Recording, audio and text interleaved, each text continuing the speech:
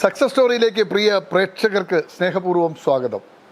Success story team എന്നുള്ളത് അറബിക്കടലിൻ്റെ തീരത്താണ്, ആദികടലായി. അപ്പോൾ ആദികടലായിലേക്ക് ഞങ്ങൾ വന്നിരിക്കുന്നത് പ്രാദേശിക വികസനത്തിലൂന്നിയ ഒരു ടൂറിസത്തെക്കുറിച്ച് ഒന്നറിയാനും പഠിക്കാനുമാണ്. നമ്മുടെ നാടിനെ വിദേശികൾക്ക് അല്ലെങ്കിൽ സ്വദേശികൾക്ക് കൃത്യമായി നാടിൻ്റെ തനിമ പരിചയപ്പെടുത്തുന്ന ഒരു ടൂറിസം സംവിധാനം. നമ്മൾ ഹോം സ്റ്റേ എന്ന് പറയും, അല്ലെങ്കിൽ റെസ്പോൺസിബിൾ ടൂറിസം എന്ന് പറയും. ഇതിനൊക്കെ 1/4 നൂറ്റാണ്ട് മുമ്പ് തുടക്കം കുറിച്ച ദമ്പതികൾ ഇന്ന് നമ്മോടൊപ്പം ചേരുകയാണ്. സീഷൽ ഹാരിസ് ബീച്ച് റിസോർട്ട്, അതിൻ്റെ ഉടമ ശ്രീ ഇ.വി. ഹാരിസ്, അദ്ദേഹത്തിൻ്റെ ജീവിത പങ്കാളി ഈ സാജിദ, ഇവരാണ് ഇന്ന് നമ്മോടൊപ്പം ചേരുന്നത്. ആദികടലായി എന്ന ദേശത്ത് ഏതാണ്ട് 35ഓളം ഹോം സ്റ്റേകളുണ്ടെന്നാണ് കണക്ക്. 25 വർഷം മുമ്പ് കണ്ണൂരിൽ ഹോം സ്റ്റേക്ക് തുടക്കം കുറിച്ച രണ്ടാമത്തെ ആളാണ് ഇ.വി. ഹാരിസ്. അപ്പോൾ ഹാരിസ് ആദ്യം മസാല കച്ചവടത്തിൽ തുടങ്ങുന്നു, അത് കഴിഞ്ഞ് ടെക്സ്റ്റൈലിൽ വരുന്നു, അത് കഴിഞ്ഞ് കന്യാസ്ത്രീ മഠത്തിൽ പോയി എംബ്രോയിഡറി പഠിക്കാൻ പോകുന്നു. അങ്ങനെ ആദ്യമായിട്ട് ചുരിദാറിൽ എംബ്രോയിഡറി വർക്ക് ചെയ്തുകൊണ്ട് ആ മേഖലയിൽ തിളങ്ങി നിൽക്കുമ്പോഴാണ് അപ്രതീക്ഷിതമായി ഹോം സ്റ്റേ എന്ന സങ്കല്പത്തിൻ്റെ സാധ്യതകളിലേക്ക് അദ്ദേഹം യാത്ര ചെയ്യുന്നത്. അതും തൻ്റെ സ്ഥാപനത്തിലേക്ക് എത്തിയ ഒരു വിദേശിയെ അവർക്ക് വേണ്ട ഒരു എംബ്രോയിഡറി ഉള്ള ഒരു ചുരിദാർ തയ്ച്ച് കൊടുത്തുകൊണ്ട് തുടങ്ങിയ ആ ബന്ധം അത് ഇന്ന് 23 രാജ്യങ്ങളിൽ, യൂറോപ്പ് ഉൾപ്പെടെ 23 രാജ്യങ്ങളിൽ സൗഹൃദം സ്ഥാപിച്ച് 100 കണക്കിന് വിദേശികളെ ആകർഷിച്ച് അവരെ നമ്മുടെ നാട്ടിലേക്ക് കൊണ്ടുവന്ന് ഒരു ദേശത്തിൻ്റെ സംസ്കാരം അവരെ കാണിച്ചു കൊടുത്ത്, അവരുടെ ജീവിത രീതികൾ, നമ്മുടെ നാടിൻ്റെ തനിമകൾ അവർക്ക് കാണിച്ചു കൊടുത്ത്, അങ്ങനെ ഒരു ദേശത്തിൻ്റെ വളർച്ചയ്ക്ക് ഒപ്പം നടന്ന നമ്മുടെ ഹാരിസും അദ്ദേഹത്തിൻ്റെ ജീവിത പങ്കാളിയും നമ്മോടൊപ്പം ചേരുകയാണ്. പ്രേക്ഷകർക്കും ഒപ്പം ഹാരിസിനും സാജിദയ്ക്കും സക്സസ് സ്റ്റോറിയിലേക്ക് സ്വാഗതം. നമുക്ക് ഇ.വി. ഹാരിസ്, നമ്മൾ നിങ്ങളുടെ ഈ ഹോം സ്റ്റേ എന്ന സങ്കല്പമാണല്ലോ നമ്മൾ പറഞ്ഞു വന്നത്. നിങ്ങളുടെ തുടക്കം ശരിക്കും നിങ്ങൾ ജനിച്ചത് എവിടെയാണ്? ഞാൻ ജനിച്ച ഈ ആദികടലായി വില്ലേജിൽ തന്നെ. എന്താണ് ഉപ്പാന്റെ കുടുംബ പേരെന്താണ്? ഉപ്പാന്റെ പേരെന്താണ്? എൻ്റെ ഉപ്പ കൂടാളിയിലാണ്. ഉമ്മാന്റെ സ്ഥലമാണ് ഉപ്പാന്റെ പേര് അബ്ദുൾ അസീസ്. ഉപ്പ കൂടാളിയാണ്. ഉമ്മാന്റെ സ്ഥലമാണ് ഇവിടെ. അപ്പൊ പുതിയാപ്പിള എന്നുള്ള ഉപ്പ ഇങ്ങോട്ട് വന്നതാണ്. ഉമ്മാന്റെ മാത്രമല്ല, അന്ന് ഉപ്പ ഇവിടുത്തെ ഈ കടലായി സ്കൂൾ അധ്യാപകനാണ്. അങ്ങനെ അറേഞ്ച്ഡ് മാരേജ് ആണോ? ഉപ്പ ഉമ്മാനെ കണ്ട് കല്യാണം കഴിച്ചതാണ്? അങ്ങനെ തന്നെയാണ്. അവര് ഉമ്മാന്റെ വീട്ടുപേരെന്താണ് ഇവിടെ അറിയപ്പെടുന്നത്? ഉമ്മാന്റെ വീട്ടുപേര് വാഴയിൽ പെരുങ്ങാലിൽ. വാഴയിൽ പെരിങ്ങാലി. ഉമ്മാന്റെ പേര് പറഞ്ഞത് റംലത്ത് ബി. അങ്ങനെ ഉപ്പാന്റെ പേര് അബ്ദുൽ അസീസ്. റംലത്ത് ബീവി ദമ്പതികളുടെ മകനാണ് താങ്കൾ. മൂത്ത മകനാണ് ഞാൻ. എത്ര സഹോദരങ്ങളാണ്? എനിക്ക് ഒരു സഹോദരനും 2 സഹോദരിമാർ. എന്തൊക്കെയാണ് അവരുടെ പേര്? എന്റെ സഹോദരന്റെ പേര് ആഷിഖ്, സഹോദരി ഒന്ന് സെക്യാബി, മറ്റൊന്ന് ഹസീബ. നിങ്ങൾ മൂത്തയാളാണ്? ഞാൻ മൂത്തയാളാണ്. താങ്കളുടെ പ്രാഥമിക വിദ്യാഭ്യാസമൊക്കെ എവിടെയായിരുന്നു? ഞാനിവിടെ ആദികടലായി സ്കൂൾ കഴിഞ്ഞതിന് ശേഷം കുറച്ച് ചൊവ്വ സ്കൂളിലും കുറച്ച് സിറ്റി സ്കൂളിലും പഠിച്ചു. അതിനുശേഷം IT-യിലാണ്. സ്കൂൾ വിദ്യാഭ്യാസ കാലം എന്നൊക്കെ പറഞ്ഞാൽ കണ്ണൂരൊക്കെ നല്ല രാഷ്ട്രീയമുള്ള നാടാണല്ലോ. രാഷ്ട്രീയമൊക്കെ ഉണ്ടായിരുന്നു? വിദ്യാർത്ഥി രാഷ്ട്രീയ അന്ന് രാഷ്ട്രീയം ഉണ്ടായത്. അന്ന് സ്കൂൾ വിദ്യാഭ്യാസ കാലത്ത് കുറച്ച് മോഡോ വ്യക്തി അങ്ങനെയുള്ളതിൽ കുറച്ച് ഇൻട്രസ്റ്റ് മിമിക്രി ഉണ്ടായിരുന്നു. ഞാൻ സ്കൂൾ തലത്തിലൊക്കെ ഫസ്റ്റ് പ്രൈസ് ഒക്കെ വാങ്ങിച്ചു. ഏതിലാണ് വാങ്ങിയത്? മിമിക്രി. ഏതാണ് മിമിക്രി എടുത്ത ഐറ്റം? അന്നത്തെ പഴയ, അന്ന് കുറെ പ്രാസംഗികന്മാരെ പറയലാണ് അന്നത്തെ ഏറ്റവും വലിയ ഐറ്റം. താങ്കൾ ഓർമ്മയിലൊന്നും എടുക്കാൻ പറ്റുമോ നമുക്ക്? വേണ്ട, ഈ സമയത്ത് അത് വേണ്ട. അല്ല, എല്ലാവരും തന്നെ എന്നെ ഒരുപാട് ഇന്ന് വിദേശികളിലുള്ള സമയത്തുള്ള ഒരുപാട് ഇപ്പോഴത്തെ എന്റർടൈൻമെന്റ് വീഡിയോസ് എല്ലാം നിറയെ പലരും കാണുന്നുണ്ടാവും. സൗണ്ടും കാര്യങ്ങളൊക്കെ പിള്ളേര് കേട്ട് കഴിഞ്ഞാൽ പിള്ളേരെ എനിക്ക് ചീത്ത കിട്ടും. അതുകൊണ്ടാണ് മിമിക്രി മിമിക്രിന്റെ സ്റ്റൈല് മാറ്റിയിട്ട് ഒരു എന്റർടൈൻമെന്റിൽ കൂടെ ആക്കിയിട്ട് വിദേശികളും കാര്യങ്ങളൊക്കെ വരുമ്പോൾ അവരെ കൂട്ടിക്കൊണ്ടുപോയിട്ട് നമ്മളെ ഫാമിലി പോയാലും നമ്മളെ ഭക്ഷണം വെക്കലും ചെറിയ അത് ഇതൊക്കെ ആയിട്ടാണ് ഇപ്പോഴേ. ഈ സ്കൂൾ വിദ്യാഭ്യാസ കാലം കഴിഞ്ഞു, IT വരെ പോയി, രാഷ്ട്രീയം ഉണ്ടായിരുന്നില്ല, കലാരംഗത്തുണ്ടായിരുന്നു. അത് കഴിഞ്ഞ് എങ്ങോട്ടാണ് പോയത്? അത് കഴിഞ്ഞ് ഞാൻ 1 വർഷം ഗൾഫിൽ പോയി ജോലി എടുത്തു കഴിഞ്ഞ് പിന്നെ ഞാൻ നേരെ വന്ന് കല്യാണം കഴിച്ച് നേരെ കോഴിക്കോട്. കല്യാണം കഴിച്ച് ജീവിത പങ്കാളി എങ്ങനെയാ കണ്ടെത്തിയത്? ജീവിതമല്ലേ പങ്കാളി, അത് ഭയങ്കര കഥയാണ്. കഥയൊന്ന് പറഞ്ഞേ. അല്ല ഒന്ന് എങ്ങനെയാണ് സാജിദ, അതറിയണമല്ലോ. പക്ഷെ അത് നമ്മൾ ഇന്നത്തെ കുട്ടികളെ അല്ല ഒന്നുമില്ല, പ്രേമമല്ല. പക്ഷെ ഇന്നത്തെ കുട്ടികൾ കേൾക്കുന്ന സന്തോഷത്തിനാണ് പറയാം. അന്ന് ദുബൈയിൽ പണിയെടുക്കുന്ന ഓഫ്ഷോറിലായിരുന്നു, ഒരു വർഷം ഓഫ്ഷോറിലായിട്ടായിരുന്നു. ദുബായിൽ എവിടെയായിരുന്നു? അബുദാബിയിൽ ഒരു NPCC എന്ന് പറഞ്ഞ ഒരു കമ്പനിയിൽ സാധ്യത്തിൽ അവിടുന്ന് ഓഫ്ഷോറിൽ ഒരു 6 മാസം ഉണ്ടായ സമയത്താണ് എൻ്റെ ഉമ്മ ഇവിടുന്ന് ഇതുവരെ പെണ്ണന്വേഷിച്ച്, ഉമ്മയാണ് പെണ്ണിനെ സെലക്ട് ചെയ്ത് കേട്ടാണ്. വീട്ടുകാരാണല്ലോ മറ്റേ വന്നിട്ട് ഇന്നത്തെ കുട്ടികളെ പോലെ കാണലും സംസാരിക്കലും അന്ന് ഇവര് വന്ന് കഴിച്ചു. എനിക്കൊരു ഫോട്ടോ അയച്ചാണ്. സാറാ എന്നാലും പറയാ, അങ്ങനെ ഞാൻ ഇംഗ്ലീഷുകാർക്കൊക്കെ പറഞ്ഞു കൊടുക്കരുത്. ഞാൻ ഇവര് ഫോട്ടോ അയച്ചെന്ന് ഞാൻ കഴിഞ്ഞ വൈകുന്നേരം ഇന്നപ്പാണ് ഫോട്ടോ നോക്കിയത്. ഈ ഫോട്ടോ നോക്കിയപ്പോ ഒരു മാന്തൽ പോലത്തെ ഒരു പെണ്ണ് എനിക്ക് ഇഷ്ടപ്പെട്ടില്ല. ഞാൻ ഈ ഫോട്ടോ നോക്കി ഒരൊറ്റ ഫോട്ടോ നേരത്തെ താഴെ വീണു. അങ്ങനെ തിരിഞ്ഞു മറിഞ്ഞ് കിടന്ന് തിരിഞ്ഞു നോക്കിയപ്പോ ആ ഫോട്ടോ താഴെ ഉണ്ട്. ഞാൻ അവിടുന്ന് കൂടി ഒന്നിങ്ങനെ നോക്കിയപ്പോ അതിൽ നിന്ന് 2 രശ്മി എന്റെ കണ്ണിലേക്ക്. ഞാൻ ശരിക്കും സത്യമാണ്, ഞാൻ ഈ ഫോട്ടോ മെല്ലെ താഴെ പോയിട്ട് ഇങ്ങനെ എടുത്തു. ആ കണ്ണാണ് ഇവിടെ എന്നെ പിടിച്ചത്.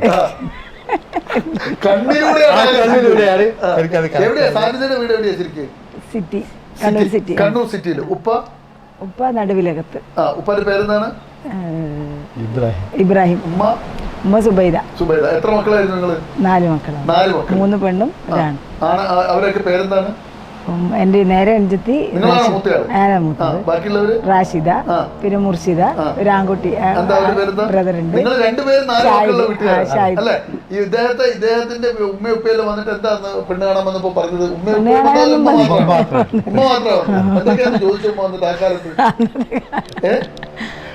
ഒന്നും ചോദിച്ചിട്ടൊന്നുമില്ല.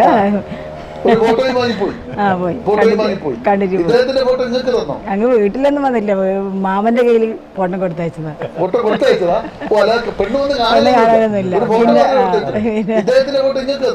ഇല്ല ഇല്ല, ഞാൻ അറിഞ്ഞിട്ട് പോലും ഇല്ല, കണ്ടിട്ട് പോലും.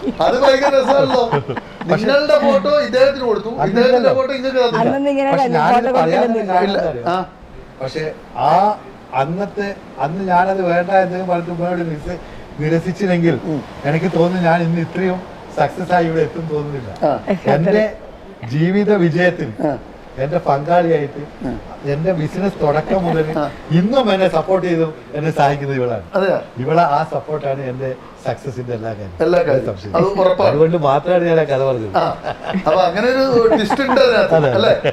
ഈ വിവാഹ ശേഷം അപ്പോ ദുബായിൽ നിന്ന് വിവാഹം കഴിച്ചു.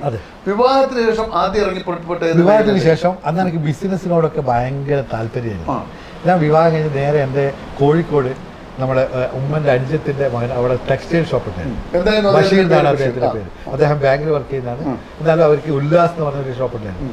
അദ്ദേഹവും അവിടെ അന്ന് കോട്ടൺ സാരി കോഴിക്കോട് ഏറ്റവും കൂടുതൽ ബിസിനസ് ചെയ്യുന്ന ഒരാളായിരുന്നു. അങ്ങനെ അവിടെ ഷോപ്പിൽ പോയി ഞാൻ വല്ല ബിസിനസ് ഒക്കെ പഠിച്ചു. മൂപ്പരെടുത്ത് കുറെ ഐഡിയകളൊക്കെ പഠിച്ചു. അപ്പോഴാണ് എനിക്ക് ഈ ഇത് ഡ്രസ്സുകളിലെ ഫ്ലവറും എംബ്രോയിഡറി ഡ്രസ്സുകളൊക്കെ കാണുമ്പോൾ ഭയങ്കര ഒരു അറിയാത്തൊരു ക്രൈസ്.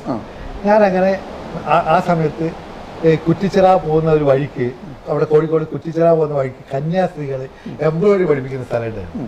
ഞാൻ മെല്ലെ അവിടെ വൈകുന്നേരം 1 മണിക്കൂർ അവിടെ പോയി എംബ്രോയിഡറി പഠിച്ചു.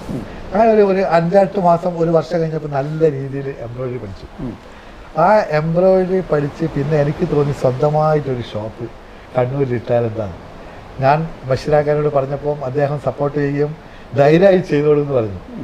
അപ്പോൾ ഇതുപോലെ ഒരു രസം വന്നും കൂടിയുണ്ട്. ഞാനന്ന് കണ്ണൂർ ആഴ്ചയിൽ 1 ദിവസമാണ് കണ്ണൂർ വരാം. അവിടെയാണ് താമസിക്കുക. എംബ്രോയിഡറി പഠിച്ചു കഴിഞ്ഞാൽ അപ്പോഴെനിക്ക് എവിടെ ഡിസൈൻസ് നല്ല നല്ല ഫ്ലവർ എംബ്രോയിഡറി ഡിസൈൻസ് കാണുമ്പോൾ ഞാൻ അപ്പം നോക്കി മൈൻഡിലേക്ക് ഫീഡ് ചെയ്ത് വെക്കും. പല പെണ്ണുങ്ങളെടുത്തും ബസ്സിലും അവിടെ ഇടലും കാണുമ്പോൾ എന്റെ നോട്ടം തേച്ചു പല പെണ്ണുങ്ങളെടുത്ത് ചീത്ത കിട്ടിയില്ല, വളരെ ദേഷ്യത്തോടൊക്കെ എന്നെ നോക്കി.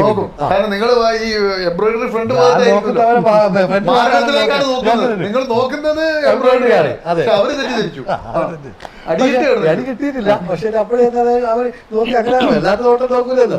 അങ്ങനെ നോക്കി ഞാൻ ഇവിടുന്ന് തിങ്കളാഴ്ച ദിവസം രാവിലെ ബസ്സിൽ കയറി 2 മണിക്കൂർ കൊണ്ട് കോഴിക്കോട് എത്തുമ്പോൾ ഞാൻ 2 എംബ്രോയിഡറി ഡിസൈൻസ് ഞാൻ അടിച്ചു.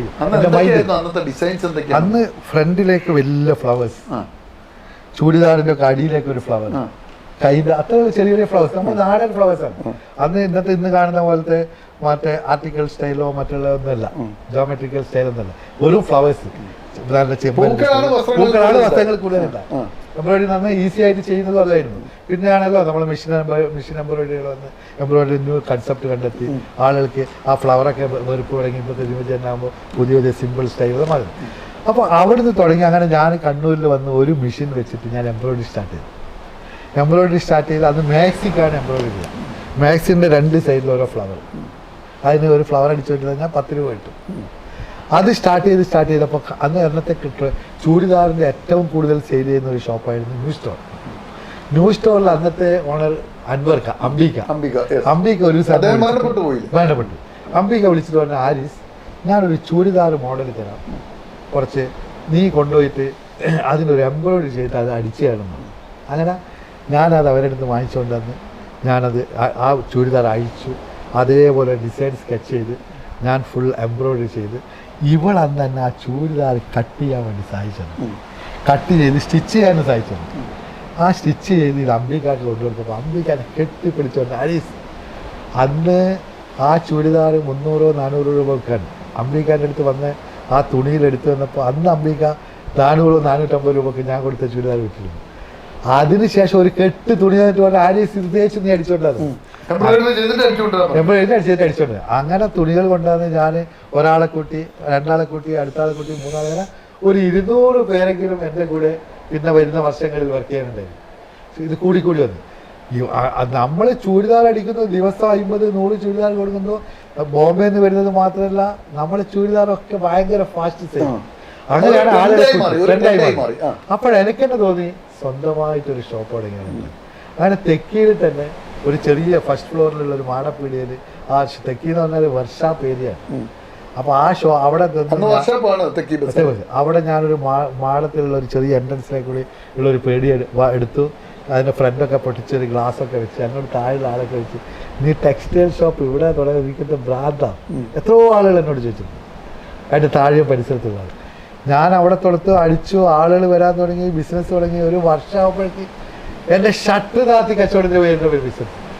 ആളുകൾ വരുന്നു, ആളുകളെ മെഷർ ചെയ്യുന്നു, അവരെ ടേസ്റ്റിനനുസരിച്ച് കളർ കോമ്പിനേഷൻ എന്തിങ്ങനെ. അങ്ങനെ ആയപ്പോഴും ഞാൻ കണ്ണൂർ ടൗണിലൊരു ഷോപ്പ് തുടങ്ങി, തളിപ്പറമ്പിലൊരു ഷോപ്പ് തുടങ്ങി. അങ്ങനെയാണ് എൻ്റെ ബിസിനസ് വലുതാവാൻ വേണ്ടി തുടങ്ങി. അപ്പോൾ എനിക്ക് വേണ്ടുന്ന മെറ്റീരിയൽ പർച്ചേസ് ചെയ്യാൻ വേണ്ടിയിട്ട് നമ്മളെ അളിയൻ അവർ കൂട്ടിക്കൊണ്ടുപോകും. ബോംബെയിൽ, അഹമ്മദാബാദ്, കൽക്കത്ത, ഡൽഹി, അവിടെ നിന്നൊക്കെ ഒരുപാട് കസ്റ്റമറെ, ആളുകളെ, പാർട്ടികളെ പരിചയപ്പെടുത്തിക്കൊണ്ടായിരുന്നു നിറയെ സാധനങ്ങൾ കൊണ്ട്. അങ്ങനെ ബിസിനസ് നല്ല രീതിയിൽ പോയി. കോവിഡ് സമയത്താണ് ഞാൻ തളിപ്പറമ്പ് തെക്കിലെ ഷോപ്പ് തൽക്കാലം എംബ്രോയിഡറി കണ്ണൂരിൽ ആദ്യമായി കൊണ്ടുവന്നത് താങ്കളാണ് എന്ന് പറയാം. അതുവരെ 38 വർഷം മുമ്പ്. 38 വർഷം. അപ്പോൾ 40 വർഷവും ഒരു ചെറിയ ബ്രേക്ക് എടുക്കാം. എന്തായാലും പ്രേക്ഷകരെ, എംബ്രോയിഡറി എന്നൊരു സങ്കല്പം ഇന്നത്തെ തലമുറയ്ക്ക് അത് അത്ര പിടികിട്ടൂല. കാരണം ഇന്നെല്ലാം ആർട്ടിഫിഷ്യൽ ഇന്റലിജൻസിന്റെ കാലമായതുകൊണ്ട് എന്താശയം വേണമെങ്കിലും സെക്കൻഡുകൾ കൊണ്ട് യാഥാർത്ഥ്യമാക്കാൻ പറ്റുന്ന ഒരു കാലഘട്ടത്തിലാണ് നമ്മൾ ജീവിക്കുന്നത്. പക്ഷേ ഇദ്ദേഹത്തിൻ്റെ 40 വർഷം 38 വർഷം മുമ്പ് എംബ്രോയിഡറി കൈകൊണ്ട് ഇത് തുന്നി നൂല് കൊണ്ട് ചേർത്ത് വേണം എംബ്രോയിഡറി ചെയ്യാൻ, അല്ലേ? മിഷനറി കൊണ്ടും. അപ്പോൾ അതിസാഹസികമായൊരു പ്രവൃത്തിയായിരുന്നു. ഇന്ന് സെക്കൻഡ് കൊണ്ട് അത് ആർട്ടിഫിഷ്യൽ ഇൻ്റലിജൻസിലൂടെ സെക്കൻഡ് കൊണ്ട് എല്ലാം ചെയ്തു തീർക്കാം. ആ കാലത്ത് അത് കണ്ണൂരിലെ തരംഗമായി മാറി എന്നുള്ളതാണ് അദ്ദേഹം പറയുന്നത്. ന്യൂ സ്റ്റോർ ആയിരുന്നു ആ കാലത്ത് കണ്ണൂരിലെ ഏറ്റവും വലിയ ടെക്സ്റ്റൈൽസ്. ന്യൂ സ്റ്റോറിൽ ഉപഭോക്താക്കളെ കൊണ്ട് നിറയുമ്പോൾ ചിലപ്പോൾ ഷട്ടർ ഇടേണ്ടി വന്നിട്ടുണ്ട്. അവർക്ക് പുറത്ത് ആളുകൾ കാത്തു നിൽക്കുന്ന ഒരു കാലം ന്യൂ സ്റ്റോറിനുണ്ടായിരുന്നു. അങ്ങനെ താങ്കൾ ആ എംബ്രോയിഡറിയുടെ ഒരു ആദ്യ കാലഘട്ടത്തിലെ അത് നമ്മൾ ആ കാലം നമ്മുടെ ഒരു ട്രെൻഡി ആയിട്ട് നമുക്ക് ഓർമ്മയുണ്ട്. എംബ്രോയിഡറി എന്താണ് സ്ത്രീകളെല്ലാം ഉപയോഗിച്ചിരുന്ന രസകരമായ ഒരു കാലം കടന്നുപോയി. ഈ ഹോം സ്റ്റേ അല്ലെങ്കിൽ ഈ റെസ്പോൺസിബിൾ ടൂറിസം, ഇതിൻ്റെ ഒരു സങ്കല്പം എന്താണ് ശരിക്കും? ഹോം സ്റ്റേ എന്ന് തുടങ്ങാനുള്ള കാരണം, ഈ മറ്റേ ടെക്സ്റ്റൈൽ ഷോപ്പ് തുടങ്ങുന്ന സമയത്ത് എൻ്റെ അടുത്ത് അന്ന് മസ്കറ്റ് ഹോട്ടലിലാണ് വിദേശികൾ കൂടുതൽ വരുന്നത്. ഏറ്റവും കൂടുതൽ വന്നുകൊണ്ടിരിക്കുന്ന ഒരു സ്ഥലമായിരുന്നു മസ്കറ്റ് ഹോട്ടൽ. അവിടെ വന്ന് ഒരു 2 ഇറ്റലിക്കാരി പെൺകുട്ടികളെ അവിടുത്തെ ഓണർ എൻ്റെ ഷോപ്പിൽ കൊണ്ടുവന്ന് ആരീസ് ഒരു ഡ്രസ്സ് അടിച്ചു കൊടുക്കണമെന്ന് ഞാൻ അവർക്ക് നല്ല ഇതേപോലെ എംബ്രോയിഡറി ചെയ്ത നല്ലൊരു വൈറ്റ് ഡ്രസ്സ് അടിച്ചു കൊടുത്തു. ഇത് അടിച്ചു കൊടുത്ത് വളരെ ഇഷ്ടപ്പെട്ട് ഞാൻ അവരോട് പറഞ്ഞു, നമ്മളൊരു ഗ്രാമമുണ്ട്, അവിടെ നല്ലൊരു ബീച്ചുണ്ട്, ഒരു ദിവസം വന്നു കഴിഞ്ഞാൽ നമ്മുടെ ബീച്ചിൽ എൻജോയ് ചെയ്യാം, വീട്ടിൽ പോയി എന്തെങ്കിലും ഭക്ഷണമൊക്കെ കഴിച്ചിട്ട് പോകാമെന്നൊക്കെ പറഞ്ഞു. അവർ ഓക്കെ, അവർ അടുത്ത ദിവസം തന്നെ വരാമെന്ന് പറഞ്ഞു. അങ്ങനെ ഞാൻ അവരെ വീട്ടിൽ കൊണ്ടുവന്നു. എൻ്റെ വീട്ടിൽ കൊണ്ടുവന്നു. അന്ന് എൻ്റെ ഭാര്യയും ഉമ്മയും അവിടെ ഉണ്ടായിരുന്നു. ഇവളന്ന് എൻ്റെ വീട്ടിലാണ് താമസം. ഞാൻ കല്യാണം കഴിച്ചിട്ട് ഇവളെ വീട്ടിലല്ല, അന്ന് കല്യാണം കഴിച്ചിട്ട് ഇവളെ എൻ്റെ കൂടെ കൊണ്ടുവന്നു. അല്ല, അതിലൊരു ചോദ്യം, തലശ്ശേരി കണ്ണൂർ ഭാഗത്തൊക്കെ പുതിയ പിള്ളമാർ അറിയിൽ കൂടുതലാണല്ലോ, അതുകൊണ്ടാണ് അങ്ങനെ. അപ്പൊ സമ്മതിച്ചോ കുട്ടികളെ വിട്ടുകൊടുക്കാൻ? നമ്മള് പിന്നെ അങ്ങനെ അതെന്തുകൊണ്ട് അങ്ങനെ? ആ കാലത്ത് ഇപ്പോഴും തലശ്ശേരിക്ക് ഇപ്പോഴും പെൺകുട്ടികൾ സ്ഥിരമായിട്ടല്ല, കുറച്ചു കാലം നിൽക്കും, പിന്നെയും വീണ്ടും അങ്ങോട്ടും ഇങ്ങോട്ടുമായിട്ട്. ഇദ്ദേഹത്തിന്റെ ഈ എംബ്രോയിഡറി കാലത്തൊക്കെ ഈ പറഞ്ഞ പോലെ കട്ടിങ്ങും ആ ഒരു കാലഘട്ടമൊക്കെ എങ്ങനെയായിരുന്നു നിങ്ങളുടെ ഒരു? അന്നൊന്നും മുസ്ലിം സ്ത്രീകൾ അങ്ങനെ വേറെ ജോലിക്കൊന്നും പോകുന്ന ഒരു കാലമായിരുന്നു, അടച്ചുകൂട്ടി വീട്ടിലിരിക്കുന്ന. ഞാൻ പുറത്തു പോയിട്ടില്ല, വീട്ടിൽ നിന്ന് തന്നെ ചെയ്തു. വീട്ടിൽ നിന്ന് തന്നെ. കാരണം നിങ്ങൾ ഇദ്ദേഹത്തെ കാണാതെ അല്ലേ? നിങ്ങളെ ഫോട്ടോ ഇദ്ദേഹത്തെ കണ്ടു. നേരിട്ട് കണ്ടപ്പോ എന്ത് തോന്നി? വേണ്ടായിരുന്നു തോന്നി, അത് വേണം തോന്നി? അല്ല, എങ്ങനെ അത് തോന്നി? വേണ്ടെന്ന് തോന്നിയിട്ടില്ല. വേണം തന്നെ. അല്ല, നിങ്ങളുടെ ഫോട്ടോ ഇദ്ദേഹത്തിന് കൊടുത്തയച്ചല്ലോ. ഇദ്ദേഹത്തിന്റെ ഒരു ഫോട്ടോ പോലും കാണാൻ പറഞ്ഞിട്ടില്ല ഉപ്പനോട്. അപ്പൊ ഉപ്പ പറയുന്നത് പറഞ്ഞത് അനുസരിച്ചു, അത്രേ ഉള്ളൂ. അല്ലാതെ വേറെ ഇന്നത്തെ കുട്ടികളൊന്നും അനുസരിക്കൂല. ഞാനങ്ങനെ അനുസരിച്ചു. എന്റെ അനിയത്തിമാരെല്ലാം അങ്ങനെ അങ്ങനെയാണ്. നിങ്ങളുടെ പങ്കാളികളെ നേരിട്ട് കാണാതെയാണ് കല്യാണം കഴിച്ചത്. ഉപ്പ എടുത്തിരുന്നത് നല്ലതാന്നുള്ളൊരു തീരുമാനത്തിൽ ഇതുവരെയാണ്. ഇനി സംശയമുണ്ടോ? ഈ പറഞ്ഞ രണ്ട് വിദേശികളെ കൂട്ടി ആദ്യം വന്നു. അതൊന്നും പ്രശ്നമൊന്നും അന്ന് വന്നപ്പോൾ രണ്ടുപേരെയും കൂട്ടി വീട്ടിൽ ആദ്യം പറഞ്ഞിരുന്നു, വേണ്ടാന്ന് പറഞ്ഞിരുന്നു. കേറണ്ടെന്നല്ല, നല്ലതല്ലായിരുന്നു എന്ന് പറഞ്ഞു. പിന്നെ അത്ര തോന്നിയിട്ടില്ല. നല്ലതല്ലായിരുന്നു അവരുടെ വസ്ത്രധാരണം. വിദേശികളെ കുറിച്ച് നമുക്കൊരു കാഴ്ചപ്പാടുണ്ടായിരുന്നു, അവർ കുഴപ്പക്കാരാണ്.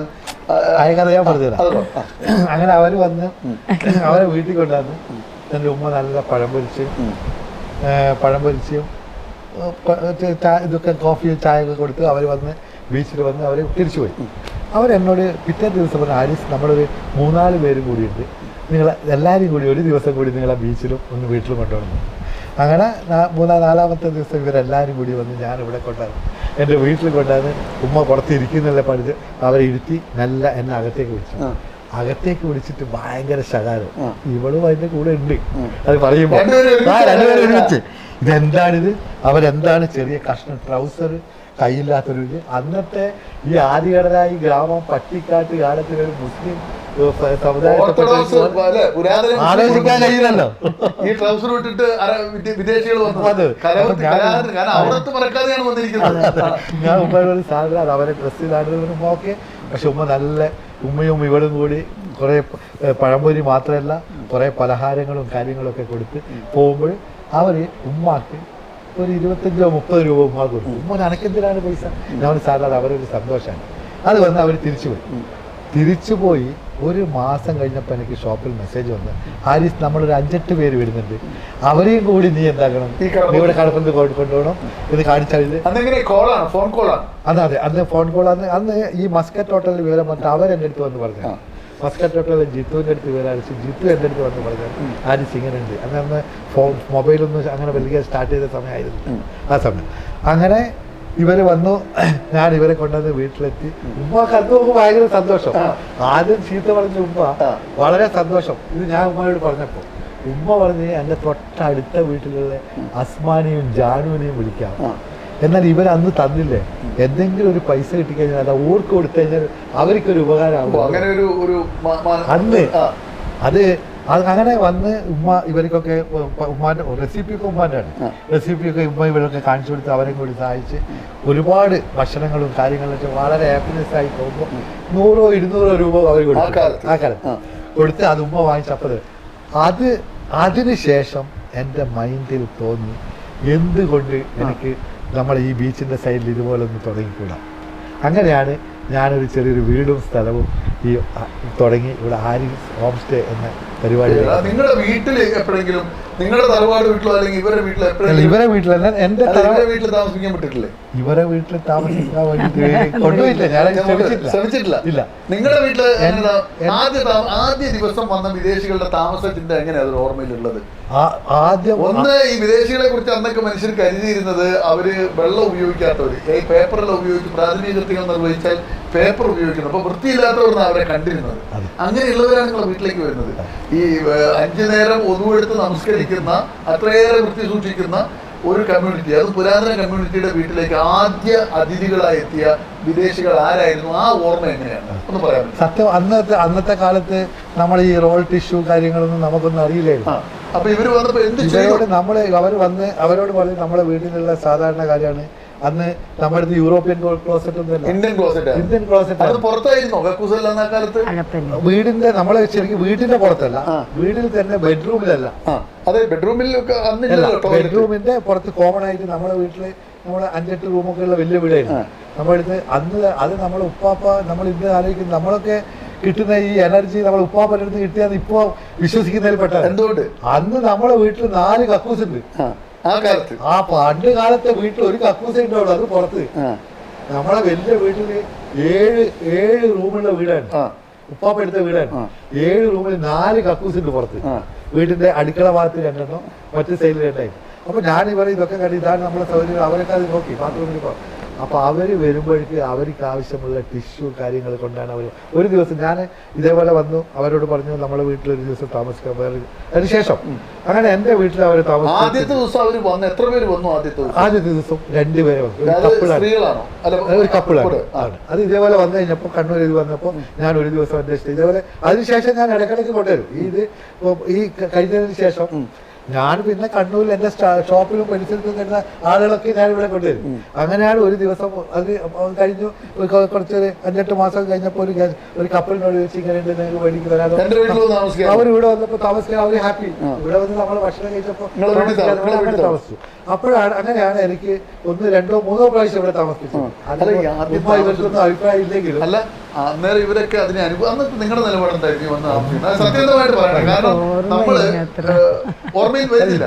ഇവരെ എതിർത്തിരുന്നു. പക്ഷെ അത് നമ്മൾ ഉപ്പ പറഞ്ഞു കഴിഞ്ഞാൽ അതിനപ്പുറം ഇവരൊന്നും നിൽക്കില്ല, പറിച്ചു പറഞ്ഞു. അങ്ങനെ 2-3 പ്രാവശ്യം ഓർമ്മയില്ല. നമ്മളൊരു കപ്പിളാദ്യം വന്നവരാണ്. പിന്നെയാണ് ഞാനൊരു വീടും സ്ഥലം വാങ്ങിച്ചിട്ട് ഇവിടെ ഇതിങ്ങനെ സ്റ്റാർട്ട് ചെയ്തത്. അപ്പൊ ഞാൻ അന്നത്തെ ഉമ്മയുടെ വാക്കുകൾ ഇപ്പോഴും എനിക്ക് ഓർമ്മിക്കാനുള്ള എന്താണെന്നത്, നമ്മുടെ ഉപ്പാപ്പ അന്ന് ഈ വില്ലേജിലുള്ള ഒരു മസാല കച്ചവടം ചായപ്പീടിയൊക്കെ നടത്തുന്ന ആളായിരുന്നു. ഇവിടെ ഉപ്പാപ്പക്ക് ഏക്കർ കണക്കിന് സ്ഥലം തെങ്ങ് പാട്ടെടുത്തിട്ട് തേങ്ങ കച്ചവടമായിരുന്നു. ഞാൻ ഇപ്പോഴും അതും കൂടി ഇന്നത്തെ ഈ റെസ്പോൺസിബിലിറ്റി എന്ന് പറയുമ്പോൾ ഇന്നാണ് അത് റെസ്പോൺസിബിലിറ്റി ആണെന്ന് എനിക്ക് മനസ്സിലാക്കിയത്. കൂടുതൽ പഠിക്കാൻ അന്ന് എൻ്റെ ഉപ്പാപ്പ ഇവിടുന്ന് തേങ്ങ പറിച്ചു കഴിഞ്ഞാൽ ഇവിടുന്ന് ഒരു 3/4 കിലോമീറ്റർ നടന്ന് പുഴവക്കത്ത് കൊണ്ടിട്ടിട്ട് അവിടുന്ന് തോണിയിൽ കൊണ്ടുപോയിട്ടാണ് സിറ്റിയിലുള്ള ആൾ തേങ്ങ കൊണ്ടുപോകുക. ഉപ്പാപ്പൻ്റെ അടുത്ത് തേങ്ങ വാങ്ങാൻ വരുന്നവർക്ക് ഉപ്പാപ്പ പറയും നമ്മളെ പണിക്കാരെയും കൊണ്ടുവന്നിട്ട് തേങ്ങ എടുക്കാൻ സമ്മതിക്കില്ല, എൻ്റെ സ്റ്റാഫിനെ കൊണ്ട് പണിക്കാരെ കൊണ്ട് തേങ്ങ എടുത്ത് കൊണ്ടുപോയാലേ തേങ്ങ എടുക്കും. അപ്പോൾ ഈ എൻ്റെ ഉപ്പാപ്പൻ്റെ പണിക്കാർക്ക് ജോലി കിട്ടും, കൂലി കിട്ടും. അപ്പം അത് ആണ് റെസ്പോൺസിബിലിറ്റി.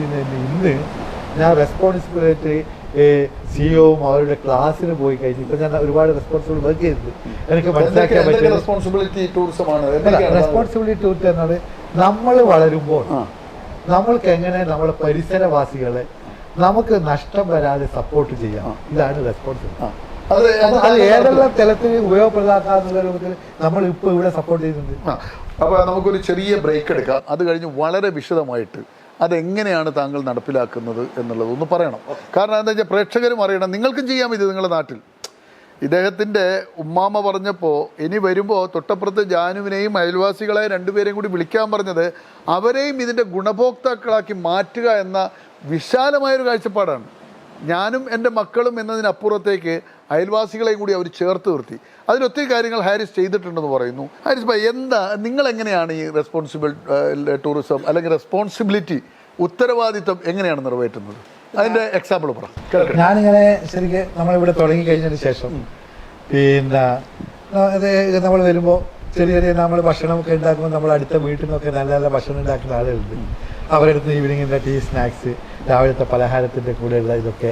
അപ്പോഴാണ് ഗവൺമെൻറ് റെസ്പോൺസിബിൾ ടൂറിസം യൂണിറ്റ് എന്ന് പറഞ്ഞത് തുടങ്ങിയത്. അപ്പോൾ ഞാൻ അതിനെക്കുറിച്ച് അറിയാനും അതിനെക്കുറിച്ച് ക്ലാസ്സിന് പോകാൻ തുടങ്ങി. അപ്പോൾ ക്ലാസ്സിന് പോയപ്പം അതിൻ്റെ സിഇഒ അന്ന് രൂപേഷ് കുമാർ എന്ന് പറഞ്ഞ ആൾ, ഇന്നും അവരെ കുറേ ക്ലാസ്സിനൊക്കെ അറ്റൻഡ് ചെയ്തപ്പോൾ എന്താണ് റെസ്പോൺസിബിലിറ്റി എന്നുള്ളതിന് ഒരു അടുക്കും ചിട്ടയോടും കൂടി എനിക്ക് മനസ്സിലായി. നമ്മളിങ്ങനെ ചെയ്യുന്നത് ഇപ്പൊ എപ്പോഴാണ് ഞാൻ ഇത് ഓർമ്മിക്കുന്നത്, അന്ന് എൻ്റെ ഉപ്പാപ്പ തേങ്ങ ഇവിടുത്തെ കുറെ ഏക്കർ കണക്കിന് സ്ഥലം തേങ്ങ പാട്ടത്തിന് എടുക്കുന്ന ആളായിരുന്നു. അപ്പൊ തേങ്ങ പാട്ടത്തിന് എടുത്തിട്ട് തേങ്ങ വിൽക്കാൻ വേണ്ടി സിറ്റിയിലാണ് ആള് വരിക. ഇവിടുന്ന് ഒരു 3/4 കിലോമീറ്ററോളം നടന്നു പോയിട്ട് പുഴവക്കത്തിട്ട് ആ പുഴവക്കത്ത് നിന്ന് തോണിയിൽ കയറ്റി കുറുവ എന്ന് പറഞ്ഞാൽ കുറുവ പാലത്തിന്റെ അടുത്ത് വരെ വാഹനം വരുള്ളൂ. അവിടുന്ന് വാഹനത്തിൽ കയറ്റി അവിടെ കൊണ്ടുവന്നു. അപ്പൊ ഇവരെ പണിക്കാരും ആൾക്കാരെല്ലാം കൂട്ടിയിട്ടാണ് വരിക. അപ്പൊ ഉപ്പാപ്പ പറയും പണിക്കാരെയും കൂട്ടിക്കൊണ്ടാ അതിലൊന്നും തേങ്ങ നമ്മുടെ പണിക്കാർ തന്നെ വേണം. എന്താ പണിക്കാർ ഇവിടെ ഉണ്ട്. ഇതൊക്കെ ചെയ്തു അതൊക്കെ അതാണ് താങ്കളെ പ്രേരിപ്പിച്ചത്. എങ്ങനെ അടുക്കും ചിട്ടയിലേക്ക് ഇവിടെ വന്നു കഴിഞ്ഞപ്പോ അപ്പോൾ ഞാൻ ആലോചിച്ചു എങ്ങനെ എനിക്ക് സപ്പോർട്ട് ചെയ്യാം എന്റെ വരുന്ന കേസ്. അങ്ങനെ രാവിലത്തെ ബ്രേക്ക്ഫാസ്റ്റിന് നമ്മളെ വളരെ കൈപ്പുണ്യമുള്ള ഒരുപാട് വീട്ടുകാരുണ്ട്. അപ്പോൾ ഇവരെടുത്ത് പോയി നോക്കുമ്പോൾ നല്ല ഭക്ഷണങ്ങൾ. അപ്പോൾ അവരെ കിച്ചണിൽ പോയി അവർക്ക് കിച്ചണിൽ ആവശ്യമായ പാത്രങ്ങൾ, കിച്ചണിൽ വൃത്തിയിൽ വേണ്ടുന്ന സാധനങ്ങൾ ഞാൻ ഒരുക്കി കൊടുക്കും. അയൽവാസികളുടെ അടുക്കളകൾ താങ്കൾ സജ്ജമാക്കി സജ്ജമാക്കി രാവിലത്തെ ബ്രേക്ക്ഫാസ്റ്റിന് വേണ്ടുന്ന വെള്ളാപ്പം, പുട്ട്, ഇടിയപ്പം, മുട്ടപ്പം, അങ്ങനെ നമ്മുടെ നാടൻ ഭക്ഷണങ്ങൾ അവരവിടെ നിന്ന് ഉണ്ടാക്കി. അതാണ് ഞാൻ ബ്രേക്ക്ഫാസ്റ്റിന് ഇന്നും ഇവിടെ സൗകര്യം. അല്ല, അത് ഈ വിദേശികൾ അതിനെ എങ്ങനെയാണ് സ്വീകരിച്ചത്? അവരുടെ ഭക്ഷണ സംസ്കാരം വേറെ. അവരല്ല, അവർ ഇവിടെ വരുമ്പോൾ പലരും വിചാരം അവരിവിടെ വന്നു കഴിഞ്ഞാൽ അവരെ ഭക്ഷണമാണ് കഴിക്കേണ്ടത്, അതാണെന്നാണ് പല ആളുകളുടെയും വിചാരം. പക്ഷെ അതല്ല, അവരിവിടെ എൻജോയ് ചെയ്യാൻ വരുന്നത് നമ്മളെ കേരളത്തിന് എൻജോയ് ചെയ്യാനാണ് വരുന്നത്. അപ്പൊ അവർക്ക് ഇവിടെ അവർക്ക് ഭക്ഷണം ഉണ്ടാക്കി കൊടുത്തിട്ടുണ്ട്. ഒരുപാട് പ്രാവശ്യം. എന്തൊക്കെയാണ് ഉണ്ടാക്കി കൊടുത്തിട്ടുള്ളത്? നമ്മുടെ സാധനങ്ങൾ തന്നെ, പുട്ട്, ഇടിയപ്പം, അങ്ങനെയുള്ള വെള്ളപ്പം, അതെല്ലാം അവർ നല്ല ആസ്വദിച്ച് കഴിക്കും. അവർക്ക് അവരുടെ കൾച്ചറിലുള്ള ഫുഡ് തന്നെ വേണം. എന്താണ് ഇവർ ഈ പറയുന്നത് പോലെ ഈ റെസ്പോൺസിബിൾ ടൂറിസത്തെ കുറിച്ചൊക്കെ നിങ്ങളുടെ ഒരു അഭിപ്രായം എന്താണ്? അല്ല, നിങ്ങൾ അതിനെ എല്ലാ കാര്യത്തിലും സഹകരിക്കുന്ന ഒരാളാണ്. എന്താണ് ഈ വിദേശികൾ ഇങ്ങനെ വരുന്നതും അവരുടെ ഒരു കൾച്ചറും നമ്മുടെ കൾച്ചറും ഒക്കെ യോജിച്ച് പോകുമ്പോൾ അതിനോടുള്ള നിങ്ങളുടെ ഒരു ചിന്ത എങ്ങനെയാണ്? അങ്ങനെ വലിയ പ്രശ്നമൊന്നും ഉണ്ടായിട്ടില്ല. എങ്ങനെയാണ് വിദേശികളെ നോക്കി കാണുന്നത്? നമുക്ക് മുമ്പ് വിദേശികളെ അടുക്കാൻ നമുക്ക് അത്ര താല്പര്യം ഉണ്ടായിരുന്നില്ല. അവര് മൊത്തത്തില് ഒരു നമ്മൾ അങ്ങനെയല്ല അവരെ കണ്ടിരുന്ന ഒന്ന് നമ്മളിൽ ആധിപത്യം സ്ഥാപിച്ചവരാണ് അവരൊരു കാലത്ത്. അവർ എങ്ങനെയാണ് അതിനെ നോക്കി കണ്ടിരുന്നത്? അവരോടൊക്കെ ഉള്ള ഒരു ആറ്റിറ്റ്യൂഡ് എന്തായിരുന്നു? അങ്ങനെ പറയാൻ പറ്റുന്നില്ല. ഇല്ല, നല്ല സ്നേഹത്തോടെ നോക്കിയത്. അപ്പൊ ഈ പറയുന്ന ഭക്ഷണം കൊണ്ടുവരും. പിന്നെ അത് മാത്രമല്ല, അപ്പൊ ഞാൻ പുതിയ പുതിയ ഐഡിയാസ് കണ്ടു. അപ്പൊ അതിലെങ്ങനെ പറഞ്ഞാല് ഒരു ഭക്ഷണം മാത്രമല്ലല്ലോ, ഇവരിപ്പോ 5, 10, 15 ദിവസം താമസിക്കാൻ വരുന്നവർക്ക് ഒരു യോഗ ഇതിനൊക്കെ വരുന്നവരാണ്. അപ്പൊ അവരെ ദിവസങ്ങള് എത്രയും ഹാപ്പിനെസ് ആയിട്ട്. അപ്പൊ ഒന്നാണ് കുക്കിംഗ് ക്ലാസ്. നമ്മളെ ചെറിയ കുക്കിംഗ്. അപ്പൊ ഇവർക്ക് അവിടെ പോയാൽ നമ്മളെ പല സാധനങ്ങൾ പഠിക്കാൻ, കുക്ക് ചെയ്യാൻ വേണ്ടി കഴിയില്ല. അപ്പൊ നമ്മളെ അടുത്ത വീട്ടിലുള്ള MA BA പഠിച്ച് ചിലപ്പോൾ വീട്ടിലിരിക്കുന്ന ആളുണ്ട്. എനിക്ക് ഇംഗ്ലീഷ് ഒന്നും സത്യം പറഞ്ഞാൽ ഇപ്പോഴും എനിക്ക് ലാപ്ടോപ്പ് കമ്പ്യൂട്ടർ ഒന്നും കൂടുതൽ ഉപയോഗിക്കാൻ അറിയില്ല. ഇംഗ്ലീഷ് കാര്യങ്ങളൊന്നും കൂടുതൽ സംസാരിക്കാൻ കഴിഞ്ഞിരുന്നില്ല ഞാൻ. പക്ഷെ ഇവരുമായിട്ട് മിങ്കിൾ ചെയ്ത് സംസാരിച്ചിട്ടാണ് എനിക്കിപ്പോൾ ആവശ്യമുള്ളത്. പക്ഷേ അതിനും ഞാൻ വഴി കണ്ടിട്ട് എൻ്റെ കൂടുതൽ 5, 6 ഗസ്റ്റ് വരുന്ന സമയത്ത് എൻ്റെ അടുത്ത വീട്ടിലിരിക്കുന്ന ദാനിയെടുത്തിൻ്റെ മകളെ അല്ലെങ്കിൽ സാദിഖിൻ്റെ മകളെ ഞാൻ ഇവിടെ വിളിക്കും. അവർ വിദ്യാഭ്യാസമുള്ളതാണ്. അവരാണ് ഗസ്റ്റ് റിലേഷൻ. ഇവരാണ് ഇവരുമായിട്ട് കണക്ഷൻ. അപ്പൊ പക്ഷേ കുക്കിംഗ് ക്ലാസ് പറഞ്ഞാൽ അവർക്ക് തിരിച്ചു പോയാൽ അവർക്ക് അവിടുന്ന് ചെയ്യാൻ പറ്റുന്ന കാര്യങ്ങൾ, ചെറിയ പരിപ്പ് കറി, നമ്മളെ ഗീ റൈസ്, പിന്നെ ചെറിയ ചെറിയ മസാല ഇട്ട് ഫിഷിനൊക്കെ കുറച്ച് മസാല, ഇവർക്ക് എരിവ് പറ്റൂല, കുറച്ച് മസാലകൾ ഇട്ടിട്ട് ചെയ്യാറുണ്ട്. പിന്നെ അതാണ് പഠിച്ചത്. അതിന് വേണ്ടിയിട്ട് ഇവരെ വന്നു കഴിഞ്ഞാൽ ഇതേപോലെ അടുത്ത വീട്ടിലാളെ കൂട്ടിക്കൊണ്ടുപോയി സൂപ്പർ മാർക്കറ്റിൽ പോയി അവരെ നാട്ടിൽ കിട്ടുന്ന സാധനങ്ങൾ വാങ്ങിച്ചിട്ടുണ്ട്. എന്നിട്ട് കുക്കിങ്ങിന് അവർ പൈസ കൊടുക്കും. കുക്കിംഗ് ക്ലാസ് പറഞ്ഞാൽ പലരും നല്ല ചാർജ് ചെയ്തിട്ട് പല ഹോട്ടലുകളുടെ കുക്കിംഗ് ക്ലാസ് നടത്തും. പക്ഷെ ഞാൻ എന്താ ചെയ്തത്, അതെൻ്റെ റെസ്പോൺസിബിലിറ്റിയാണ്. ഞാനതിന് പേരിട്ടാണ് കുക്ക് ആൻഡ് ഈറ്റ്. അടുത്തൊരു വീട്ടിലുള്ള അവിടെ പോയി പറയും ഇതേപോലെ, ആ വീട്ടുകാരടുത്ത് പോയി പറയും നിങ്ങളിത് അവർക്ക് പഠിപ്പിച്ചു കൊടുക്കണം. ഇവരെ വീട്ടിൽ കൊണ്ട് ഇവരവിടെ വീട്ടിൽ പോയി കഴിഞ്ഞാൽ അവിടുന്ന് ഉണ്ടാക്കി ആ ഭക്ഷണം അവർക്ക് അവിടുന്ന് കഴിക്കാം. അതങ്ങനെ 4 5 ദിവസം കഴിച്ചു കഴിഞ്ഞാൽ അപ്പൊ ഇവർക്ക് ടേസ്റ്റ് കിട്ടി. അതിനൊരു കുക്കിംഗ് 2-3 പ്രാവശ്യം കാണിച്ചു കൊടുക്കുന്നുണ്ട്. അത് ഞങ്ങൾ പരിസരത്തെ വീടുകളെ കൊടുക്കാം.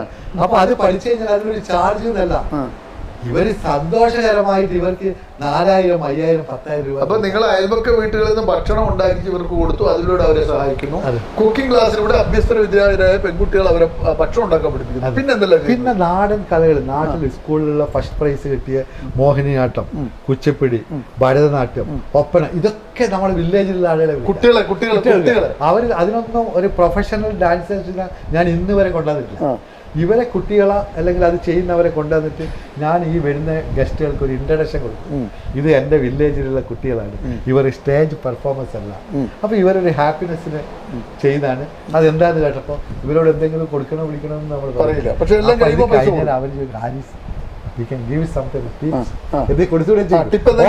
അപ്പൊ ഒരാൾ 500 രൂപ, ഒരാൾ 1000 രൂപ, 200 രൂപ, അവർക്കൊക്കെ 5-8 രൂപ കിട്ടും. അപ്പൊ അതൊക്കെ ഇതിന്റെ ഒരു ഭാഗമാണ്. പിന്നെ ഭക്ഷണ രീതിയായി, കലകളായി, പിന്നെ വെജിറ്റബിൾ, എനിക്ക് തന്നെ ഒരു ഓർഗാനിക് വെജിറ്റബിൾ ഗാർഡൻ ഉണ്ട്. പരിസരത്തിൽ നല്ല പച്ചക്കറികൾ, കാര്യങ്ങൾ, പഴങ്ങൾ കാണുന്ന ആ വീട്ടിൽ കൊണ്ടുപോകും. അത് ഇവരെടുത്ത് അവിടുന്ന് അവരെ കൂടെ ചെയ്യാം. ഇങ്ങനെയുള്ള പല കാര്യങ്ങൾ കൃഷി പരിശീലിപ്പിക്കുന്നുണ്ട്. അതല്ലേ പറഞ്ഞ പച്ചക്കറി കാര്യങ്ങൾ ഇവർക്ക് ഇൻട്രസ്റ്റ് ഉള്ളവർക്ക് കൃഷി പഠിക്കാൻ പോകുന്നവർ. പിന്നെ കളരി, യോഗ, അങ്ങനെ വല്ല പരിപാടി ഉണ്ടോ? ഉണ്ട്. അവർ വരുമ്പോൾ കുറെ യോഗക്ക് വരുമ്പോൾ യോഗ ടീച്ചേഴ്സ് വരും, അവരെ കൂടെ യോഗ ടീച്ചേഴ്സ് ഉണ്ടാവും. ആ യോഗ എക്സ്പീരിയൻസ് അവർക്ക് കളരി കാണുന്നുണ്ടെങ്കിൽ ലോക്കൽ കളരി, കാരണം നമ്മളെ നാടൻ എന്റർടൈൻമെന്റ് എന്തെല്ലാം ഉണ്ട് അത് തേച്ചും ഇവർക്ക് കാണിച്ചു. ഇതാണ് ഇവർ എൻജോയ് ചെയ്യും. ടൗണിൽ പോകാനോ മാളിൽ പോകാനോ വേറൊന്നുമില്ല. ഇപ്പം നിങ്ങൾ കണ്ടില്ല, ഇപ്പം തന്നെ എൻ്റെ അടുത്ത് ജർമ്മൻ ഗസ്റ്റ് ഉണ്ട് കുറച്ച്. അവരിനെ കുറച്ച് ഷൈ ആണ്, ക്യാമറയിൽ വരാൻ പറ്റും. അവരിപ്പം നമ്മുടെ വില്ലേജിലേക്ക് കൂടി നടന്നിട്ട് വരില്ല. അവർ വേറെ ഓടി പോവില്ല.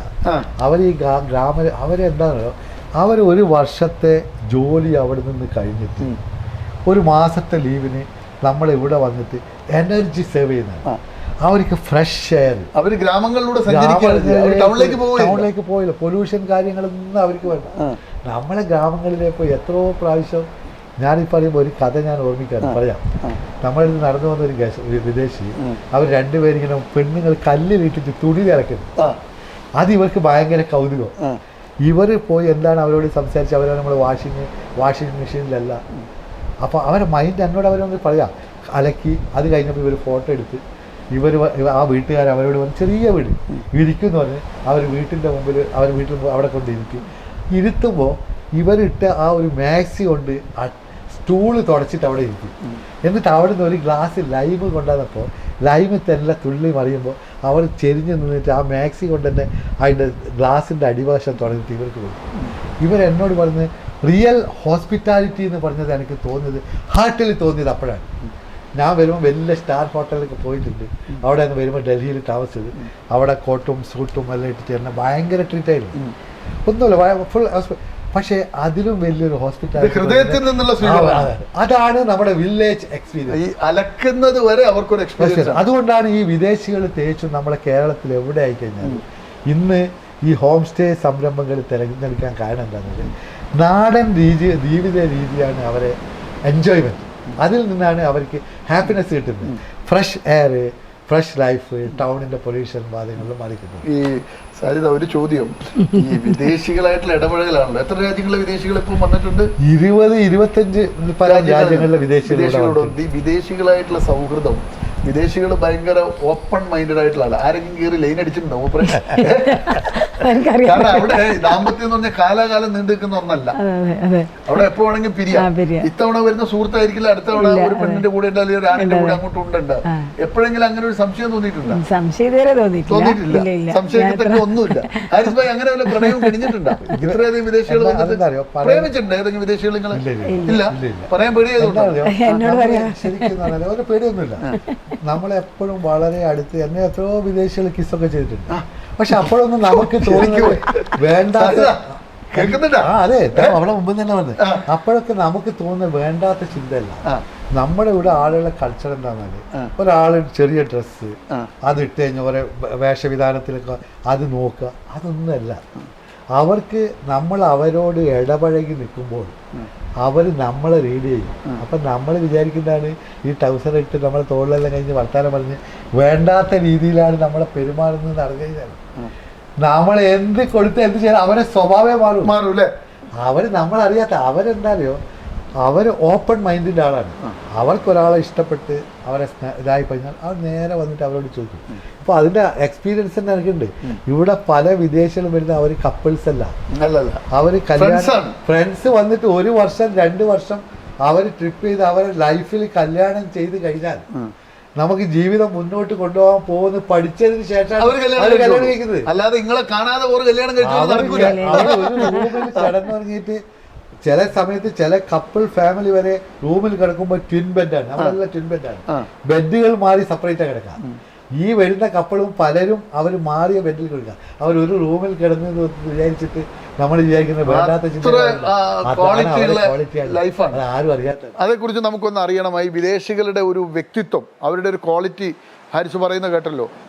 ദമ്പതികൾ സുഹൃത്തുക്കളായി വരും, 2-3 വർഷം ഒരുമിച്ച് ജീവിച്ചിട്ടാണ് അവർ വിവാഹം കഴിക്കാൻ തീരുമാനിക്കുക. ഒരേ റൂമിൽ കിടക്കുമ്പോഴും കട്ടിലുകൾ ടിൻ ബെഡാക്കി മാറ്റിയിട്ട് അതിനകത്ത് കിടന്നുറങ്ങുന്ന അത്രയേറെ നിലവാരം പുലർത്തുന്നവരാണ് അവർ എന്നാണ് പറഞ്ഞത്. നല്ല രസകരമായിട്ടാണ് കടന്നു പോകുന്നത്. നമ്മൾ ഈ വിദേശികളെക്കുറിച്ചുള്ള നമ്മുടെ കാഴ്ചപ്പാട് തന്നെ മാറുന്ന രീതിയിൽ ചേർത്തു പിടിക്കുന്ന മനുഷ്യരാണ് അവർ എന്നാണ് പറയുന്നത്. ഇനി ഹാരിസ് ഭായ്, ഇവിടെ നമ്മുടെ കണ്ണൂർ ജില്ലയിൽ മൊത്തം എത്ര ഹോം സ്റ്റേകൾ ഉണ്ടാവും?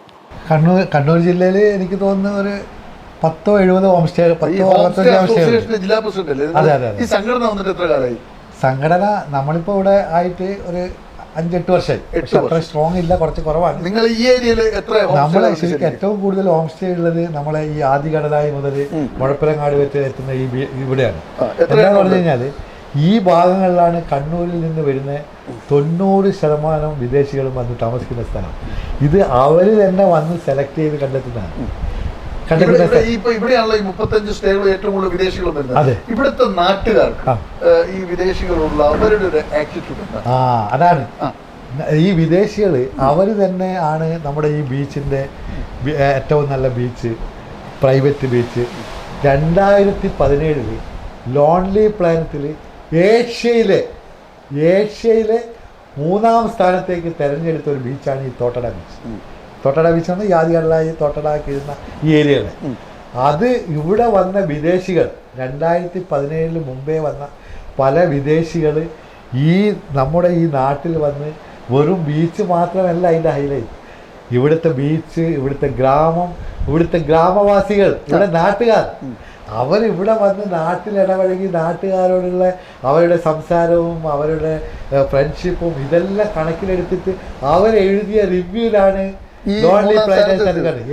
നാട്ടുകാരുടെ ആദ്യകാലത്തും എതിർപ്പുണ്ടായിരുന്നു. നാട്ടുകാലത്ത് ആദ്യകാലത്ത് കൗതുകത്തോടെ നോക്കാന്നല്ലാണ്ട് നമ്മുടെ നാട്ടുകാർക്ക് ആദ്യമേ ഒരു എതിർപ്പും ഈ വിദേശികൾ സ്വീകരിച്ചത് കൊണ്ടാണ് അവർ ശരിക്കും പറഞ്ഞാൽ ഫോർട്ട് കൊച്ചി കാണുന്നത് പോലെ നവംബർ ഡിസംബർ മാസങ്ങളിൽ നമ്മുടെ ഈ കാതികടലായി ടൗണ്, തോട്ടട, ആ വില്ലേജിലുള്ള ഷോപ്പുകളിലൊക്കെ നിറയെ വൈകുന്നേരം ആയി കഴിഞ്ഞാൽ ഹോട്ടലിൽ കയറി ചായ കുടിക്കുന്നത് എല്ലാം വിദേശികളാണ്. ഇവർ ഒരു 6 മണിയായി കഴിഞ്ഞാൽ 7 മണി ഇരുടായി കഴിഞ്ഞ് കഴിഞ്ഞാൽ ഇവിടെ ആയിക്കോട്ടെ തോട്ടട ഭാഗത്തായിക്കോട്ടെ നമ്മൾ നാട്ടുകാർ ടോർച്ച് അടിച്ചിട്ട് കൊണ്ടായി കൊടുക്കും. അതാണ് അതിൻ്റെ കണക്ഷൻ. നമ്മുടെ ബീച്ചിലൊക്കെ ഇരുന്നിട്ട് ഫിഷർമാൻസ് ബീച്ചിൽ ഇവിടെ ഇരിക്കുന്ന ആളുകൾ ഇവർ പകൽ പോയി കഴിഞ്ഞാൽ അവരൊരു സന്തോഷമായിട്ട് നല്ല പഴയ പാട്ടുകൾ ഗസലൊക്കെ പാടുന്ന ആളുകൾ എത്രയോ വിദേശി എൻ്റെ അടുത്ത് പോയി കഴിഞ്ഞാൽ ഞാനൊരു കുറച്ച് സമയം രാത്രി 7-8 മണി 7-7:30 അവിടെ ഇരുന്നിട്ട് അവരെ കൂടെ പാട്ട് കേട്ട് എൻജോയ് ചെയ്തോട്ടായിരുന്നു എത്രയോ പേര്. അപ്പോൾ അത്ര പോലും നമ്മുടെ നാട്ടുകാരെ വിശ്വാസമാണ്. ഇന്ന് വരെ നമ്മുടെ നാട്ടിൽ നിന്ന് ഒരു വിദേശി വന്നിട്ട് ഒരു മോശം അഭിപ്രായവും മറ്റുള്ള ഉണ്ടായിട്ടില്ല. നല്ല അഭിപ്രായങ്ങളാണ്. അതാണ് നമ്മുടെ ലോൺലി പ്ലാനറ്റ് വരെ സെലക്ട് ചെയ്യാനുള്ള കാരണം.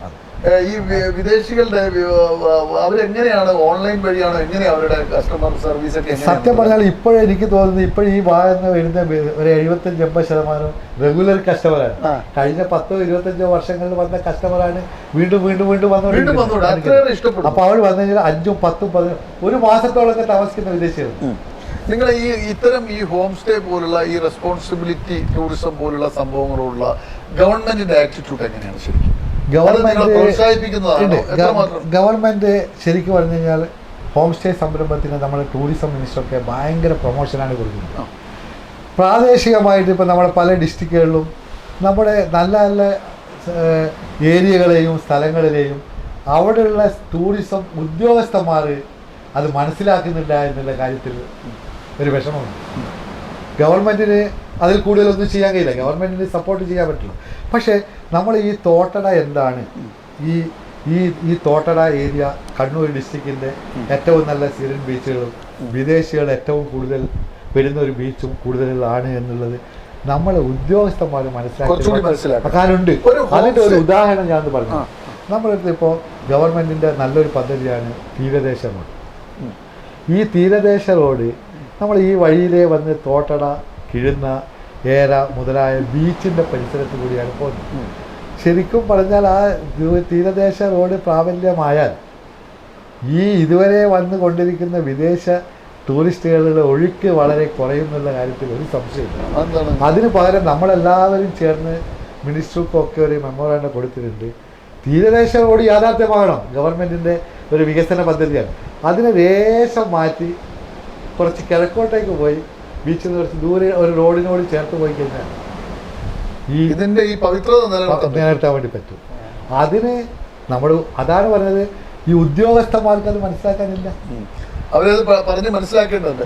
ഒരു ഹോം സ്റ്റേ തുടങ്ങണമെങ്കിൽ എന്തൊക്കെ നടപടിക്രമങ്ങളാണ്, അതിനു വേണ്ട മെറ്റീരിയൽ എന്താണ്? അതെ, ഒരു ഹോം സ്റ്റേ ഒരാൾക്ക് ഇപ്പൊ എന്റെ വീട്ടിൽ എനിക്കൊരു ഹോം സ്റ്റേ തുടങ്ങണം. അതെ, എന്തൊക്കെയാണ് നമ്മുടെ വീട്ടിലൊരു ഹോം സ്റ്റേ തുടങ്ങുന്നതാണെങ്കിൽ നമ്മൾ ആദ്യം നമ്മുടെ കേരള ടൂറിസം സൈറ്റിൽ ഒരു ഹോം സ്റ്റേ എങ്ങനെ തുടങ്ങണം എന്നുള്ളതിൻ്റെ ഒരു ഡീറ്റെയിൽസ് ഉണ്ട്.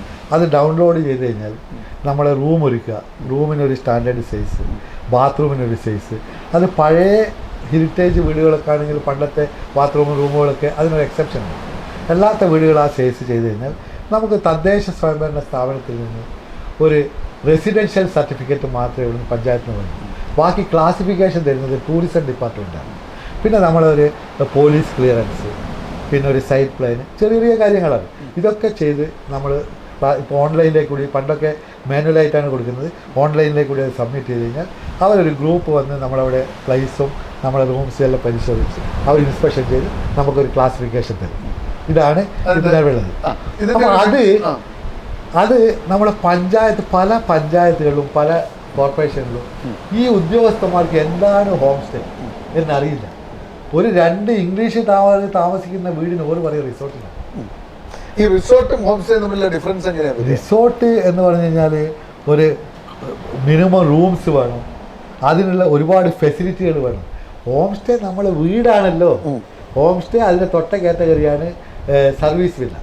ഒരാൾക്ക് വീടല്ല, അത് കൂടാതെ മറ്റൊരു വീടുണ്ടെങ്കിൽ ആ വീടിന് ഒരു കെയർ ടേക്കറെ വെച്ചിട്ട് അത് നടത്തുന്നതിനാണ് ഇത് രണ്ടും ഗവൺമെൻറ് പ്രൊമോട്ട് ചെയ്യുന്നത്. ഹോം സ്റ്റേ, സർവീസ് വില്ല, പിന്നെ വേറൊരു പഴയ തറവാടുകൾക്ക് ഗൃഹസ്ഥലി, പിന്നെ ഒരു ഫാം സ്റ്റേ, ഇതൊക്കെ ഗവൺമെൻറ് വളരെയധികം പ്രോത്സാഹിപ്പിക്കുന്നതാണ്. അപ്പോൾ അതിൻ്റെ ചെറിയ നിയമങ്ങളിലെ ചെറിയ ചെറിയ നൂലാമാലകൾ ചെറുതായിട്ടുണ്ടെങ്കിലും ചില പഞ്ചായത്ത് ഉദ്യോഗസ്ഥന്മാർക്ക് ഇതിനെക്കുറിച്ച് കൂടുതൽ അറിവില്ലാത്തത് കൊണ്ട് ഇതിനെ എന്തോ എല്ലാം കണക്കെടുത്ത് അതിനൊരു നിഷേധവും ഈ ഇതൊക്കെ കൊടുക്കാനൊക്കെയുള്ള പ്രയാസങ്ങളുണ്ട്. അപ്പോൾ പക്ഷേ ഒരിക്കൽ കൂടി അവരെയൊക്കെ ബോധവൽക്കരിക്കാൻ വേണ്ടി ചെയ്തിട്ടുണ്ട്. ഇപ്പോൾ സംസ്ഥാന തലത്തിൽ നിങ്ങൾക്ക് സംഘടനയുണ്ടോ? സംസ്ഥാന തലത്തിൽ ഒരു ഹോം സ്റ്റേ അസോസിയേഷൻ ഉണ്ട്, കേരള ഹെഡ്സ്. നമ്മളെ അതിൻ്റെ ഭാരവാഹി ശിവദത്തൻ എന്നൊരു കൊച്ചിയിലുള്ള ഒരാളാണ് അതിൻ്റെ ഡയറക്ടർ. വളരെ നല്ല രീതിയിൽ അദ്ദേഹം ഇതിനു വേണ്ടി രാത്രിയും പകലും വിലക്കിടുന്ന ആളാണ്. ഇപ്പം നമ്മൾ കഴിഞ്ഞ ആഴ്ച ഇവിടെ നമ്മൾ എല്ലാ ഹോം സ്റ്റേക്കാരും സംഘടിപ്പിച്ച് നമ്മളൊരു 10-40 പേരുണ്ടായിരുന്നു. നമ്മൾ ഈ റോഡിൻ്റെ വിഷമങ്ങൾ അദ്ദേഹത്തോട് പറഞ്ഞു. അദ്ദേഹം തന്നെ നമ്മൾ നേരിട്ട് സി എമ്മിനെ നിങ്ങളെ മെമ്മോറാണ്ടം ഏൽപ്പിക്കാമെന്ന് പറഞ്ഞിട്ടുണ്ട്. അദ്ദേഹം ഒരുപാട് ഹോം സ്റ്റേ സംരംഭങ്ങൾക്ക് വേണ്ടുന്ന കാര്യങ്ങൾ ഈ ഇത്രയും കാലയളവിൽ ചെയ്തു തന്നിട്ടുണ്ട്. എന്നും അതിനു വേണ്ടി പ്രയത്നിക്കാണ്. ഈ നമ്മുടെ ഈ ഹോം സ്റ്റേ നടത്തുമ്പോൾ ഭക്ഷണങ്ങളൊക്കെ നമ്മൾ വീട്ടിൽ നിന്ന് തന്നെ കൊടുക്കണം, അതെങ്ങനെ പുറത്തുനിന്ന് ഉണ്ടാക്കി കൊടുക്കുക, അങ്ങനെയുള്ള കണക്കുണ്ട് ഉണ്ട്. അത് തന്നെയാണല്ലോ ഹോം സ്റ്റേ എന്ന് പറയുന്നത്. നമ്മൾ ഹോട്ടൽ ഇപ്പം നമ്മൾ വിദേശികൾ മാത്രമല്ല, നമ്മളെ കോർപ്പറേറ്റ് ആളുകളും നമ്മുടെ നാട്ടുകാരും മറ്റ് കേരളത്തിൻ്റെ മറ്റ് സ്റ്റേറ്റിലുള്ള ആളുകളും ഇന്ത്യയിലെ മറ്റ് സ്റ്റേറ്റുകളിലുള്ള ആളുകളും ഹോം സ്റ്റേ സെലക്ട് ചെയ്തിട്ടാണ് വരുന്നത്. എന്തിനാണെന്ന് പറഞ്ഞു കഴിഞ്ഞാൽ ഈ ഹോട്ടൽ ഭക്ഷണങ്ങൾ, ജങ്ക് ഫുഡ് എല്ലാ സ്ഥലത്തു നിന്നും കിട്ടും. നാടൻ ഫുഡ്, ഓർഗാനിക് ഫുഡ് കിട്ടേണ്ട ഈ വീടുകളിൽ നിന്നേ കിട്ടുള്ളൂ. അത് തീർച്ചയായും സ്വന്തം അടുക്കളയിൽ നിന്ന് തന്നെ വെക്കണം. സ്വന്തം വീട്ടിൽ നിന്ന് ഉണ്ടാക്കുന്ന ആ നാടൻ ഭക്ഷണങ്ങൾ തന്നെ അവർക്ക് ഇപ്പം സാജിദ ഇപ്പം വീട്ടിൽ ഗസ്റ്റുകൾ താമസിക്കുന്നുണ്ടോ നിങ്ങളുടെ വീട്ടിൽ? നിങ്ങൾ തറവാട് വിട്ട് സ്വന്തം വീട് വെച്ചോ പറയോ? നമ്മൾക്കൊരു വീട് കൂടി ഉണ്ട്, 2-3 വീട്, നമ്മുടെ മകന് വീടുണ്ട്. ആ. പക്ഷെ ഇത് നമ്മൾ ഹോം സ്റ്റേ ചെയ്യുന്നത് തന്നെ ജീവിതത്തിൽ തന്നെയാണ്. നിങ്ങളുടെ തറവാട് വീടുകളിൽ എത്ര കാലം വരെ ആളുകൾ താമസിച്ചിരുന്നു ഗസ്റ്റായിട്ട്? എത്ര വർഷം താമസിച്ചിരുന്നു? ഇപ്പോഴും തറവാട് വീട്ടിൽ നമ്മളെ ഫാം സ്റ്റേ ആയിട്ടാണ് ആളുകൾ താമസിക്കുന്നത്. തറവാട് നമ്മുടെ വീട്ടുകാർ, നമ്മുടെ ഉമ്മയും മറ്റുള്ള ആൾക്കാരൊക്കെ മാറി. അത് ഞാൻ തന്നെയാണ് എടുത്തിട്ട്. അവരെങ്ങോട്ടോ പോയേ? അവര് ഓരോരാളും സ്വന്തം വീട് വെച്ച് മാറി മാറി പോയി. ആ സഹോദരങ്ങളെല്ലാം പോയി. പക്ഷെ ആ തറവാടിനെ ഞാൻ തന്നെ വാങ്ങിച്ച് ഞാൻ തന്നെ നിലനിർത്തി അതേ രൂപത്തിൽ തന്നെ ഒന്നും കൂടി നല്ല രീതിയിൽ അതൊരു ഫാം സ്റ്റേ ആക്കി. അവിടെ 1 മാസം 2 മാസം വിദേശികൾ കൃഷി ചെയ്യാൻ വേണ്ടിയിട്ടായി വന്ന് താമസിക്കുന്നുണ്ട്. ഓ, ഫാം സ്റ്റേ. അതെ, ഫാം സ്റ്റേ. അവിടെ വന്ന് താമസിച്ച് കഴിഞ്ഞാൽ അവരെ ഫാമിൽ പണിയെടുക്കാം, ആ പച്ചക്കറികൾ, അപ്പോൾ അതിന് കുറച്ച് പൈസ ഒക്കെ നമ്മൾ ഇട്ടപ്പോൾ കുറച്ച് കുറവാണ്. അപ്പോൾ അതിന് വേണ്ടി ആ ഫാം സ്റ്റേ ഗവൺമെന്റ് ഒരുപാട് അങ്ങനെയുണ്ട്. അപ്പൊ ഹോം സ്റ്റേ, ഫാം സ്റ്റേ, പിന്നെ സർവീസ് വില്ല, പിന്നെ ഗൃഹസ്ഥലി. ഗൃഹസ്ഥലി എന്ന് കേൾക്കുമ്പോൾ ആർക്കും എന്തായെന്ന് തോന്നുന്നു. അതിന്റെ പേരെന്തോ പണ്ട് ഏതോ ഒരു ഡെപ്യൂട്ടി ഡയറക്ടറോ അല്ലെങ്കിൽ ഏതോ ഒരു ടൂറിസം സെക്ടറിൽ ഒരാൾ പറഞ്ഞു കൊടുത്ത പേരായിരുന്നു ഗൃഹസ്ഥലി. ഗൃഹസ്ഥലി എന്ന് പറഞ്ഞാൽ പഴയ ഹെറിറ്റേജ് വീട്, പണ്ട് 100-200 വർഷങ്ങൾ പഴക്കമുള്ള വീട്, അതിനെ അതേ രൂപത്തിൽ നിലനിർത്തിയിട്ട് ആളുകൾ താമസിക്കും. ആ ഹെറിറ്റേജ് വീട് നിങ്ങളും ഭാര്യ മാത്രമാണ് ഈ രംഗത്തുള്ളൂ? മക്കളുണ്ട് നിങ്ങളുടെ കൂടെ? എന്റെ മക്കളാണ്. എനിക്ക് 3 കുട്ടികളാണ്. എനിക്ക് 3 കുട്ടികളാണ്. 3 ആൺകുട്ടികളാണ്. മൂത്ത ആള് UK ലണ്ടനിലാണ്. അവൻ അവിടെ കെമിക്കൽ എഞ്ചിനീയറാണ്. എന്താ അവൻ താല്പര്യം ഉണ്ടായിട്ടില്ല? അവന് ഭയങ്കര ഇൻട്രസ്റ്റ് ആണ്. അവനും അവന്റെ വീട്ടിന്റെ മേലത്തെ റൂം നമ്മളെല്ലാ വർഷവും പോയി താമസിക്കലുണ്ട്.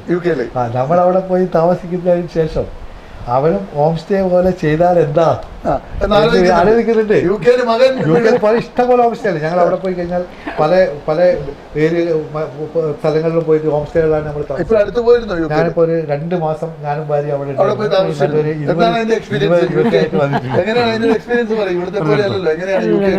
നല്ല എക്സ്പീരിയൻസ്. അല്ല, മോന്റെ കൂടെ തന്നെ. ഞാൻ അവിടെ ഒന്ന് പോയിരുന്നു, വേറെ സ്ഥലത്തേക്ക് പോയി. ഇവിടെ വന്ന ആളെ വീട്ടിലൊക്കെ പോയിരുന്നു. അവര് നമുക്ക് ട്രീറ്റ് തന്നു. 2-3 ഹോം സ്റ്റേകളിൽ പോയി എന്താണ് അവിടുത്തെ അറിയാൻ വേണ്ടി നമ്മൾ താമസിച്ചു. അവരെല്ലാം വീടിന്റെ മേൽഭാഗമാണ് ഹോം സ്റ്റേക്ക്. നമ്മളിപ്പോ ഇവിടെ വീടിന്റെ റൂമിന്റെ താഴെ ആണല്ലോ, അവിടെ വീടിന്റെ മേൽഭാഗമാണ് അവര് ഹോം സ്റ്റേകളായിക്കോളും. 1-2 റൂമുകളുണ്ട്. നമ്മളെ പോലെയല്ല, അവിടെ നമ്മൾ എടുത്ത പോലെ ഒരു പ്രയാസമില്ല. നമ്മളെ റൂളും അവിടെ നമ്മൾ റൂൾ വ്യത്യാസങ്ങളാണ്. അവിടുത്തെ ഗവൺമെൻറ് റൂൾ വ്യത്യാസം. അവിടെ ഒരു ഹോം സ്റ്റേ തുടങ്ങണമെന്നുണ്ടെങ്കിൽ നമ്മൾ അവിടുത്തെ കൗൺസിലിൽ നമ്മൾ റിപ്പോർട്ട് ചെയ്തതാണ്. അപ്പോൾ അതിൻ്റെ ടാക്സ് ഓട്ടോമാറ്റിക്കലായിട്ട് ആ ടാക്സ് വേരിയൻ്റ് നമുക്കാണ് ഇവിടെ ഒരുപാട് കെമിക്കൽ എഞ്ചിനീയർ ആണ്, പക്ഷേ ഹോം സ്റ്റേ തുടങ്ങാനുള്ള തയ്യാറെടുപ്പിലാണ്. രണ്ടാമത്തെ ആളാണ് എൻ്റെ ഷോപ്പ് നോക്കുന്നത്. എംബ്രോയിഡറി. ഞാൻ അതിന്റെ ചരിത്രം നേരത്തെ പറഞ്ഞു. ഷോപ്പ് തുടങ്ങിയതും അവർ പുതിയ സാധനങ്ങൾ കൊണ്ടാകും അതൊക്കെ മാറ്റി എന്റെ പഴയ ഇന്നത്തെ ബിസിനസിന്റെ വളർച്ചയൊക്കെ ഞാൻ പറഞ്ഞിരുന്നു. 3ാമത്തെ ആള് എന്റെ കൂടെ ഇവിടെ സപ്പോർട്ട് ചെയ്തു. 2ാമത്തെ ആളുടെ പേരെന്തായിരുന്നു? നിഷിൻ ഹാരിസ്. 2ാമത്തെ ആള് ഷിജിൻ ഹാരിസ്.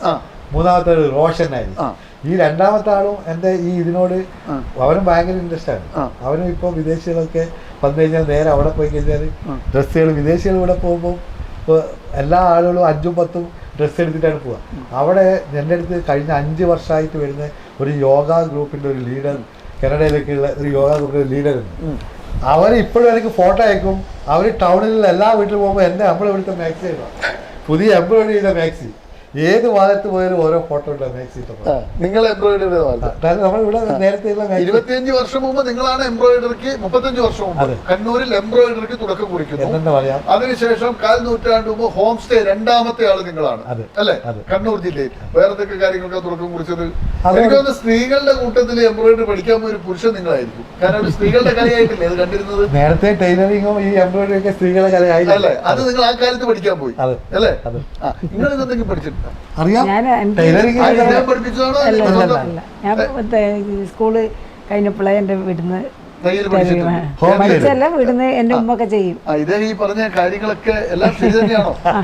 എല്ലാം ശരി തന്നെയാണ് എന്ന് തോന്നുന്നു. ഇത്രയും കാലത്ത് ദാമ്പത്യ ജീവിതം ഏത് വർഷം കല്യാണം കഴിച്ചത്? 86-ൽ 86-ൽ ഇപ്പം 40 വർഷം 38 വർഷം അല്ലെ? 40 വർഷമാകാൻ 2 വർഷം കൂടി ഉണ്ട്. എന്താണ് 38 വർഷത്തെ ജീവിതം നൽകുന്ന ഒരു അനുഭവം എങ്ങനെ വിലയിരുത്തുന്നു? ഇദ്ദേഹത്തെ കാണാതെ കല്യാണം കഴിച്ച ആളാണല്ലോ. ഇദ്ദേഹത്തെ കാണാതെ കല്യാണം കഴിച്ച ആളാണ്. പേര് മാത്രമേ നല്ല അതേ സൗഹാർദ്ദത്തിൽ തന്നെ നമ്മൾ സ്നേഹത്തോടെ. എങ്ങനെയാണ് ഹാരിസ് ഭായി ജീവിതത്തെ നോക്കി? തീർച്ചയായും എൻ്റെ സത്യം പറഞ്ഞാൽ ഞാൻ ഫോട്ടോയുടെ കഥ പറഞ്ഞ പോലെ എൻ്റെ ജീവിതത്തിൻ്റെ വളർച്ചയ്ക്കും എൻ്റെ ഇന്നത്തെ ഈ വളർച്ചയ്ക്കും തുല്യ പങ്കാളിയായ ഒരാളാണ് എൻ്റെ ഭാര്യ സാജി. പിന്നെ ഒരു ചോദ്യം, ഇനി എന്ത്? ഇപ്പൊ താങ്കള് ഒരു ടെക്സ്റ്റൈൽ മേഖലയിലൂടെ കടന്ന് ടൈലറിങ് എംബ്രോയിഡറിലൂടെ കടന്ന് ഹോം സ്റ്റേ രംഗത്ത് കാൽനൂറ്റാണ്ട് പൂർത്തിയാക്കുന്നു. 38 വർഷത്തെ അല്ലെങ്കിൽ 35 വർഷത്തെ ഈ ടെക്സ്റ്റൈൽ ബിസിനസ് രംഗവും ഈ അനുഭവങ്ങൾ കൊണ്ട് ഇനിയുള്ള കാലം എങ്ങനെ മുന്നോട്ട് പോകാനാണ്? ഞാൻ ഈ ഹോം സ്റ്റേയിൽ വന്ന് കുറച്ച് കഴിഞ്ഞപ്പോൾ തന്നെ ഞാൻ പിന്നെ മനസ്സിൽ ആലോചിച്ചത് ഇതൊരു ബിസിനസ് എന്നുള്ള രൂപമല്ല ഞാൻ കാണുന്നത്. ഇതൊരു ബിസിനസ് ഉണ്ടാക്കി അത് പൈസക്ക് വേണ്ടി ബിസിനസ്, ഇത് എൻ്റെ റിട്ടയർമെന്റ് എൻജോയ്മെന്റാണ്. എൻ്റെ റിട്ടയർമെന്റ് ടൈമിലുള്ള എൻ്റെ ഒരു എൻജോയ്മെന്റാണ്. അതാണ്. അപ്പം ഞാൻ ലൈഫ് ആസ്വദിക്കുകയാണ്. ഞാനൊരു ബിസിനസ് ചെയ്തുകൊണ്ട് ഞാനും എൻ്റെ ഭാര്യ ലൈഫിനെ ആസ്വദിക്കുകയാണ്.